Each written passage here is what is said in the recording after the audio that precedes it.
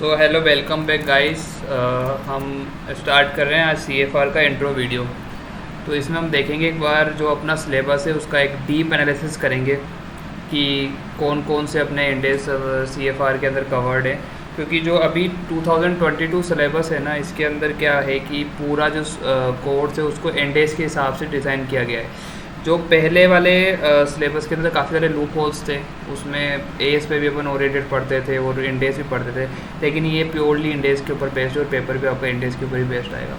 तो ठीक है, हम देख लेते हैं एक बार, है ना। तो ये जैसे कि आप देख पा रहे हो कि है ना, अब अपने पास में देखो इसमें टोटल कितने सेक्शंस है। अपने पास में 6 सेक्शंस है ना। 6 सेक्शंस में देखो जो ये अपना जो सेक्शन ए है ना, ये टोटल ये ना इंडेक्स के ऊपर बेस्ड है ना। इसके अंदर अपन टोटल 12 इंडेक्स देखेंगे।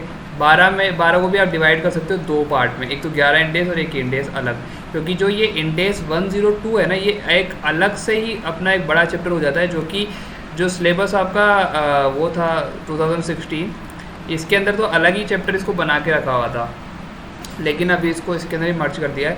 तो अपन 11 इंडेक्स को तो अलग डील करेंगे, है ना, और एक जो इंडेक्स है उसको एक अलग डील करेंगे। तो अब इसके अंदर अपन देखेंगे जो आपका एक पेपर जो पैटर्न है जो अभी चल रहा है, इसमें क्या होता है 30 मार्क के जो आपके MCQs आ रहे हैं, है ना। तो जो 30 मार्क के MCQs होंगे उसमें मोस्टली जो MCQs होंगे ये सेक्शन ए में जो जितने भी है ना इंडेक्स है ना, उससे रिलेटेड मिलेंगे आपको। ठीक है, तो अपन देख लेते हैं एक बार इसके अंदर क्या क्या है। और यानी देखो जैसे आप जैसे अकाउंटिंग पॉलिसी इंडेक्स 8 है अपना, है ना। तो ये तो प्योरली थ्योरी बेस्ड है, इसके ऊपर कोई प्रैक्टिकल नहीं है ना। फिर उसके बाद में इनकम टैक्सेस, ये अपना प्रैक्टिकल है। इसमें अपन DTA जो भी होता है deferred tax liability, deferred tax assets के बारे में अपन पढ़ेंगे। ठीक है, उसके बाद में प्रॉपर्टी प्लांट एंड इक्विपमेंट, जो कि आपका AS 10 होता था, उसी को इंडेक्स 16 के अंदर बनाया गया है। ठीक है, फिर अपना लीजेस हो गया, और ऐसे करके अपने टोटल ये इंडेक्स है। और जो ये इंडेक्स 102 को तो अपन वैसे भी अलग से डील करेंगे। ठीक है, अब अपन आएंगे सेक्शन बी की तरफ। तो सेक्शन बी के अंदर देखो अपन को दिया गया वैल्यूएशन शेयर गुडविल का जो चैप्टर है वो। ठीक है, इसके अंदर अपन वैल्यूएशंस की टेक्निक्स देखेंगे। दूसरा है फाइनेंशियल इंस्ट्रूमेंट, इसके अंदर देखो अपन डील करेंगे इंडेक्स 109 से 107 से, है ना, और 27 से। ठीक है ना। उसके बाद में ये NPFC है। ये जो चैप्टर, ये जो है सेक्शन, ये अप्रोक्स आपके एग्ज़ाम के अंदर है ना 15 to 20 मार्क कवर करेगा। ठीक है, सेक्शन सी जो है वो प्योरली अपना बिजनेस कॉम्बिनेशन के ऊपर है। ठीक है, और अपन ग्रुप कंपनीज अकाउंटिंग भी बोल सकते हैं इसको, है ना। इंडेक्स 103 से डील करेंगे अपन इसके अंदर। 27, 28 इक्विटी मेथड, है ना, और बाकी जो भी फर्दर अपन देखते हुए चलेंगे। तो ये इसका वेटेज तो 20 मार्क का दिया हुआ है, और ये अप्रोक्स इतना आ भी जाता है, यानी 15 तो मिनिमम मानूँ 15 मिनिमम बता रहा हूँ इसको। ठीक है, और थोड़ा लेंथी भी पड़ता है ये वाला। उसके बाद में है इंडेक्स 110, ये इसी का एक्सटेंशन है ना। जो 103 है ना, उसी का एक्सटेंशन अपन है ना 110 पे पढ़ेंगे। उस 103 में क्या होता है कि जैसे मान लो डेट ऑफ एक्वाइजेशन के दिन अपन है ना अकाउंटिंग करते हैं। ठीक है, और 110 के अंदर क्या होता है, फर्दर जितने में एवरी ईयर एंडेड होता है ना, एवरी ईयर एंड पे अपन है ना 110 के हिसाब से कॉन्सोलिडेटेड स्टेटमेंट बनाते हैं। ठीक है ना, जो कि अपन आगे डील करेंगे। एक बार अपन ओवरव्यू देख रहे हैं ऊपर से, और उसके बाद में मैं आपको इंडेक्स की हिस्ट्री बताऊंगा, और थोड़ा सा अपन इंट्रो स्टार्ट करेंगे इसका। देन उसके बाद में अपन देखेंगे आपका ये जो है सेक्शन E और F, ये दोनों प्योरली थ्योरी है। E जो सेक्शन है ना रिसेंट डेवलपमेंट वाला है, इसमें थोड़ा बहुत प्रैक्टिकल आ जाएगा, जैसे वैल्यू एडेड स्टेटमेंट।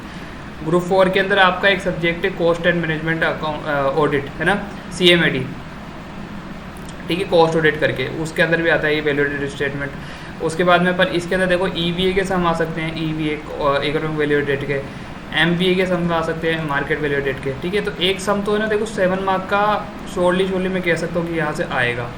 ठीक है, और ज़्यादा कुछ हार्ड रहेगा नहीं, वो मैं बता दूंगा कैसे करना है। बाकी ये पूरा थ्योरी है। देखो 4P बॉटम लाइन, जो सिलेबस 16 था उसके अंदर 3P चलता था, इसमें 4P है, जो कि मैं आगे बताऊंगा। GRI, है ना, ये सब थ्योरी है अपना, ये टोटल जो है ना ये अपना थ्योरी है। ठीक है, उसके बाद में अपन देखेंगे ये सेक्शन जो F है, ये तो प्योरली आपका थ्योरी है। तो मैं आपको बता के चलूँ कि आपके सिलेबस के अंदर ये मानो कि है ना 30 मार्क के आसपास, 30 मार्क MCQ मिला के बता रहा हूँ मैं, थ्योरी से डील करेंगे अपन। तो थ्योरी को इग्नोर करें, और ये थोड़ा सेफ पार्ट भी रहता है कि अगर मान लो कि आप प्रैक्टिकल में फंस रहे हो ना, तो थ्योरी तो आप करके ही रहो। ठीक है, तो एक बार अपन ने देख लिया कि सिलेबस के अंदर को क्या क्या पढ़ना है। देखो जो सीक्वेंस रहेगा ना, मैं सीक्वेंस बता देता हूँ कि हमें किस हिसाब से पढ़ना चाहिए, बाकी तो मैं फर्दर वीडियोस लाता रहूँगा और अपन देखते रहेंगे।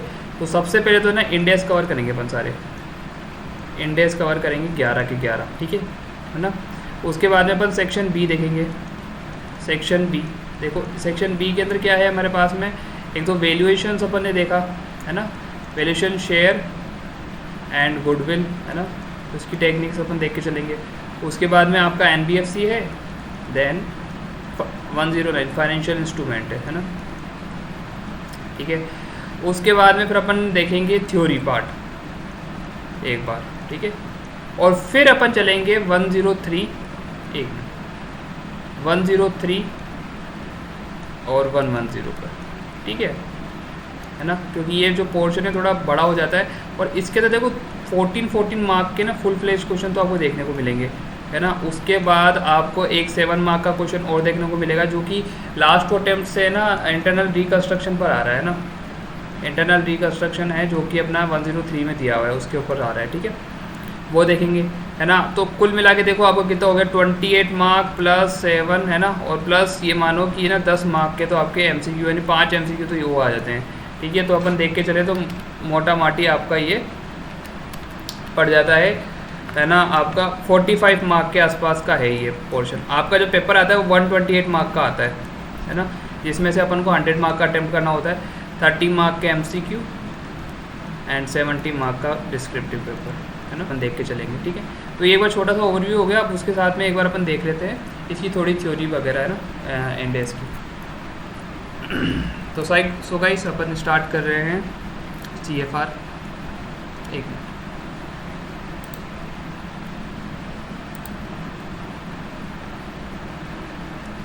CFR। ठीक है, तो CFR देखो प्योरली अपन इंडेक्स के बारे में डील करेंगे ना। इंडेक्स का mean Indian accounting standard.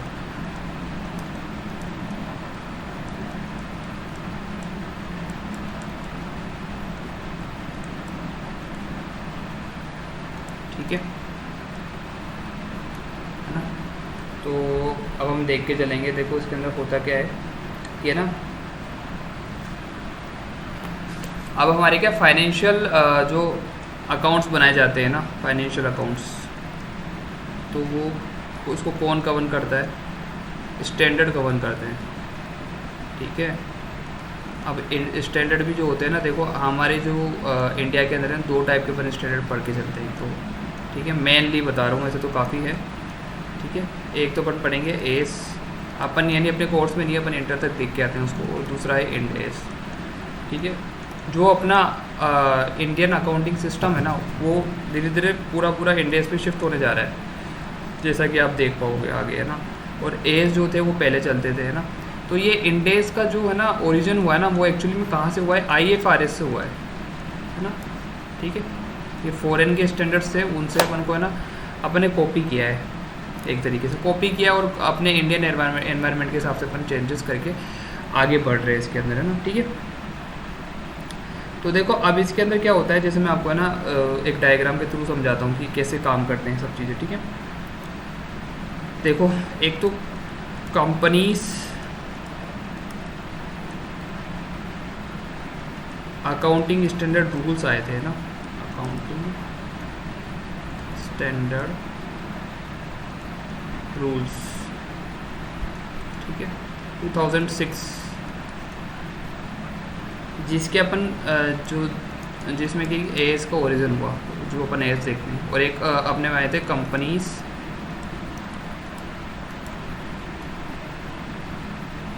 End S rules. ये आए थे 2015 में। ठीक है, तो ये जो थे ना, ये एक्चुअली में किसके लिए बनाए गए थे, ये स्मॉल कंपनीज के लिए बनाए गए थे। स्टार्टिंग में जो इसको डिज़ाइन किया गया था ना, स्मॉल कंपनीज़ के लिए डिज़ाइन किया गया था है ना। जो स्मॉल कंपनीज होती है वो क्या करते हैं, दे यूज़ एस। ठीक है ना, तो इसके अंदर जो है ना अपन इनके जो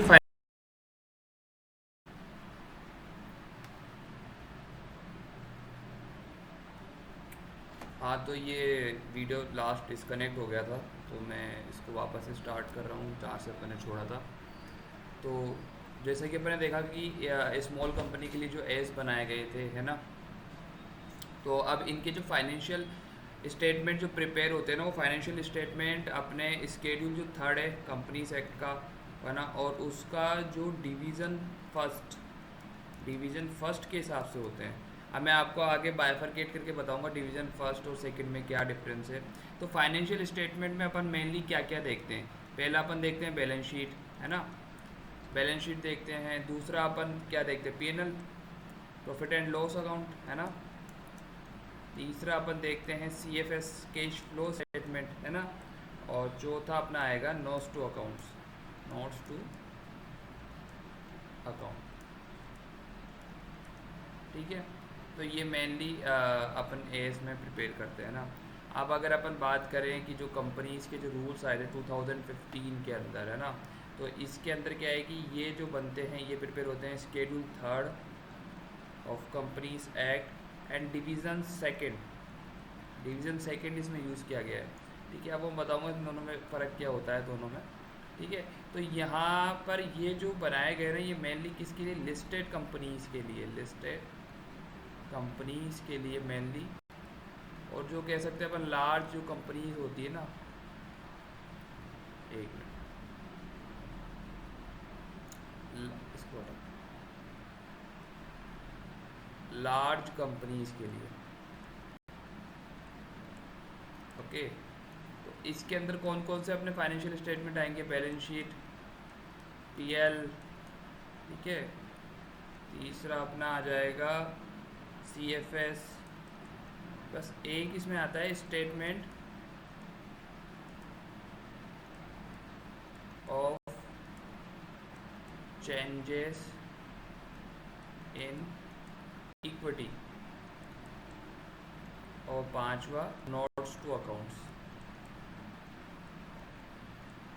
अब ये क्यों आ रहा है इधर? इसका रीज़न क्या है statement of changes in equity का? क्योंकि अपन देखेंगे जो लिस्टेड कंपनीज होती है वहीं पे इक्विटी से अपन ज़्यादा डील करते हैं, ना कि जो प्राइवेट और स्मॉल कंपनीज होती है वहाँ इक्विटी का इतना कुछ होता नहीं है ना। तो वो अपन यानी बैलेंस शीट में रिकॉर्ड करके चल सकते हैं। लेकिन जब अपन बात करें लिस्टेड कंपनी के लिए, वहाँ पे अपन को इक्विटी का एक टोटल पूरा प्योर स्टेटमेंट तैयार करना होता है, इसलिए अपन को statement of changes in equity की ज़रूरत पड़ती है, ठीक है। तो ये अपन ने देख लिया कि भाई इसका कैसे क्या काम होता है, कौन से रूल्स एप्लीकेबल होते हैं, कौन से डिविजन्स लगते हैं ना। एक छोटी सी है ना, अपन है ना इसकी हिस्ट्री ले लेते हैं कि इंडेक्स आए कहाँ से, है ना, ठीक है। तो मैं बताता हूँ इसकी जो स्टार्टिंग हुई है ना, वो ये 1973 से, 1973 से। मैं बताता हूँ कैसे। जो पहले सबसे पहले आए थे इंटरनेशनल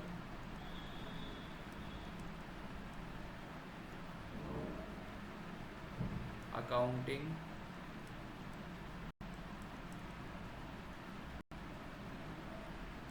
स्टैंडर्ड कमेटी,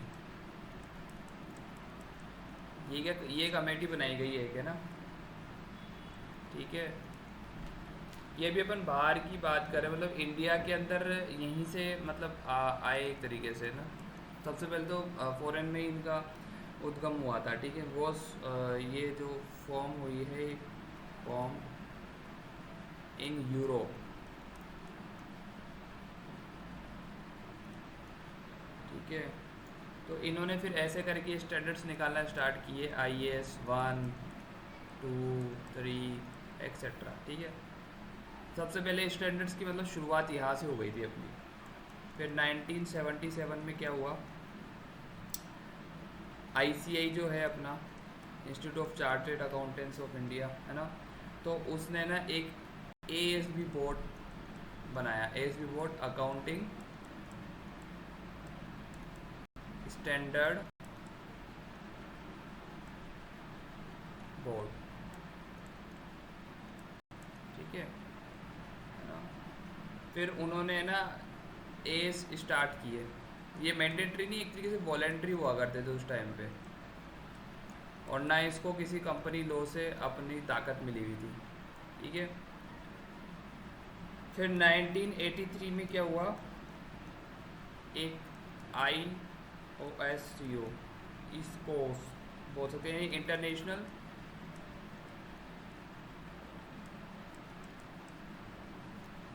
ऑर्गेनाइजेशन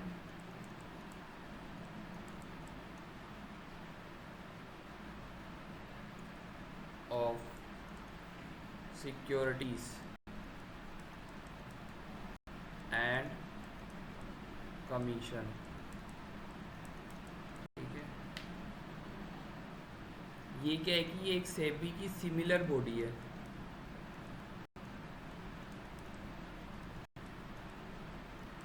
जो कि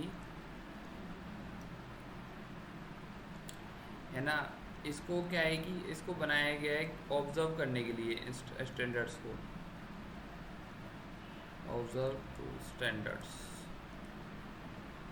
ठीक है, तो ऐसे ऐसे करके मतलब यानी नॉर्मली जो जो मेजर चेंजेस हुए ना वो मैं बता रहा हूँ आपको। ठीक है, तो ऐसे करके टोटली है ना, फिर क्या हुआ कि 2006 में तो जैसे कि मैंने आपको बताया था कि रूल्स के थ्रू आया था, है ना। और उसके बाद में ये कि जी आपकी जो होती है ना G20 समिट के अंदर अपन ने प्रस्ताव रखा था, उसके बाद ये आए थे। और 2015 का जो मैंने आपको बता ही दिया इंडेस जो हुआ था मैंडेटरी, वो 2015 के अंदर हुए थे। ठीक है, जो कि MCA में नोटिफाई किए थे, मिनिस्ट्री ऑफ कॉर्पोरेट अफेयर्स में। ठीक है, तो ऐसे करके ये आया था। तो अब आप सबसे मेन जो चीज़ है ना, ये शायद आप नोट भी कर सकते हो ना। वैसे ये मेरी थोड़ी हैंड राइटिंग ख़राब हो रही है, तो कोशिश करता हूँ कि मैं यहाँ पे अच्छे से नोट्स बना सकूँ ताकि मैं ये PDF ही आपको दे सकूँ। ठीक है, तो अपन देख लेते हैं एक बार एप्लीकेबिलिटी ऑफ एंड एस। ठीक है, ये कहाँ कहाँ पे एप्लीकेबल होता है। ठीक है,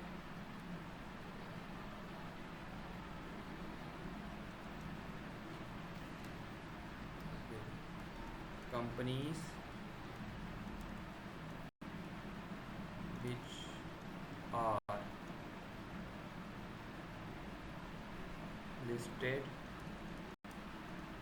or in the process of listing। ठीक है,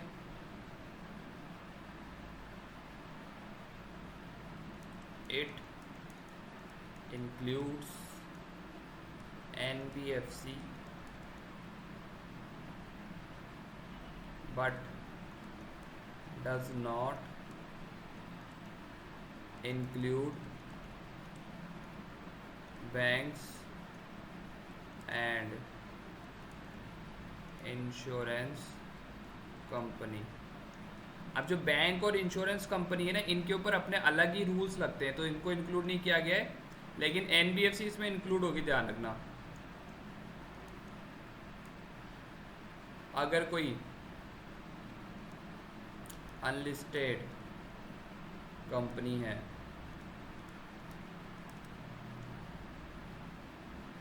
जिसकी net worth more than equal to 250 crore है ना, अजोन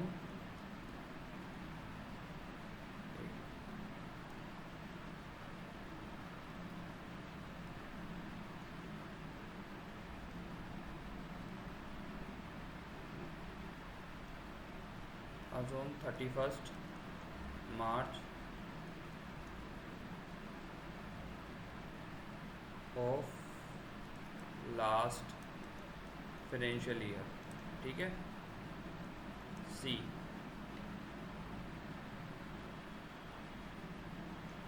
देखो, रियल इस्टेट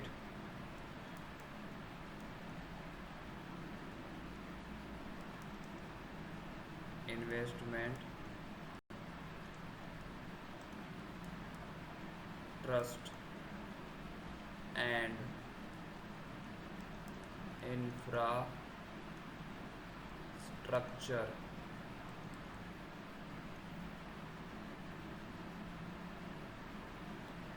है ना, ये ये इनके ऊपर भी लगेगा अगर नोटिफाइड बाय सेबी है तो, notified by SEBI, security and exchange board of India, ठीक है। डी पे आएगा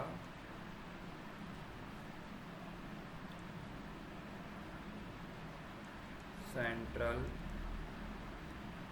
government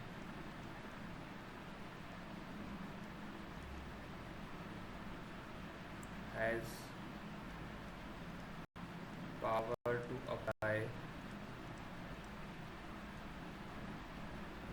and is on any body corporate, and has on any body corporate, ठीक है। मतलब सेंट्रल गवर्नमेंट के पास पावर अपनी है कि वो किसी के ऊपर भी लगा सकती है। तो जैसा कि अपन ने देखा, देखो जो लिस्टेड कंपनीज़ है ना, उनके ऊपर तो लगेगा ही, है ना। और अगर प्रोसेस है, लिस्टिंग की प्रोसेस में भी चल रही है, उनके ऊपर भी लग जाएगा।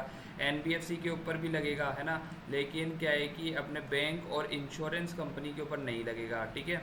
उसके बाद में अनलिस्टेड कंपनी जिसकी नेट वर्थ, मैंने कहा है नेट वर्थ, इस पर गौर करके चलना, नेट वर्थ, है ना। अगर वो 250 करोड़ या से उससे ज़्यादा है तो उसके ऊपर लग जाएगा। ये अपन को जो डेटा है वो 31 मार्च ऑफ लास्ट फाइनेंशियल ईयर का देख रहे हैं। रियल इस्टेट कोई कंपनी है, रियल इस्टेट इन्वेस्टमेंट ट्रस्ट है, इंफ्रास्ट्रक्चर वगैरह वाले जो भी है, उसको अगर सेबी ने नोटिफाइड किया तो लग जाएगा। सेंट्रल गवर्नमेंट के पास पावर है कि वो किसी पे, यानी किसी भी कंपनी के ऊपर अगर चाहे तो उसको लगता है सेंट्रल गवर्नमेंट को कि मैंडेटरी होना चाहिए तो वो लगा सकती है, ठीक है। एक चीज़ इसको आप नोट करके चलना,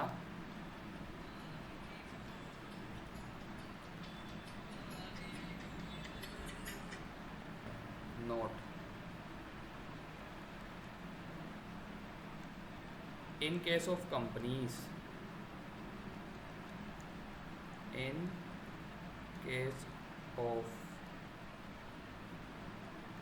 companies, Ind AS to be applicable to whole family, that is, देखो अगर है ना होल्डिंग अगर किसी कंपनी पे लग रहा है ना तो उसकी एसोसिएट, जॉइंट वेंचर और सब्सिडरी तीनों पे लग जाएगा। मान लो कि ना एक ये है एच लिमिटेड, क्या है, होल्डिंग कंपनी है,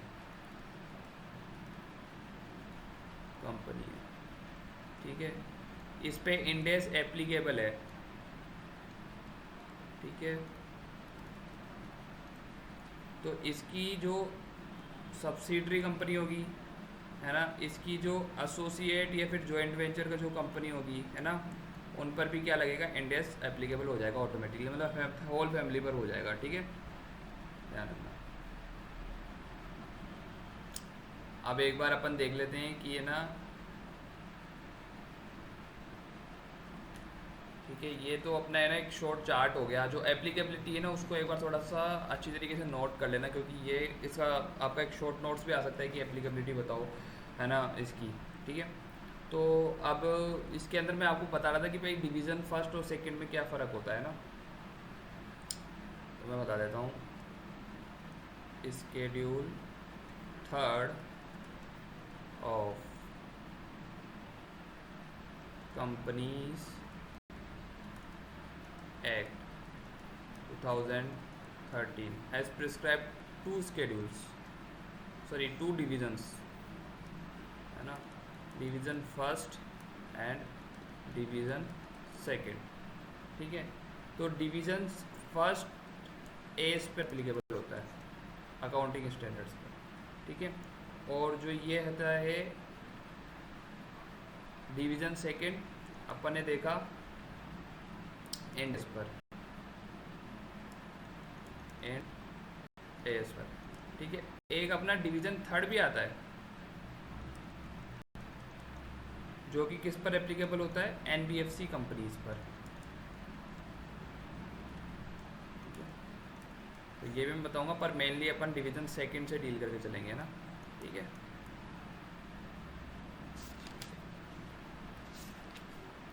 तो बस अभी के लिए इतना ही। मैं आपको है ना फिर अब नेक्स्ट वीडियोस में अपन कुछ सम भी करेंगे और साथ में फॉर्मेट्स भी लेंगे। तो मैं फॉर्मेट्स का एक बार डायग्राम खुद से प्रिपेयर करके और फिर आपको दिखा दूंगा, है ना।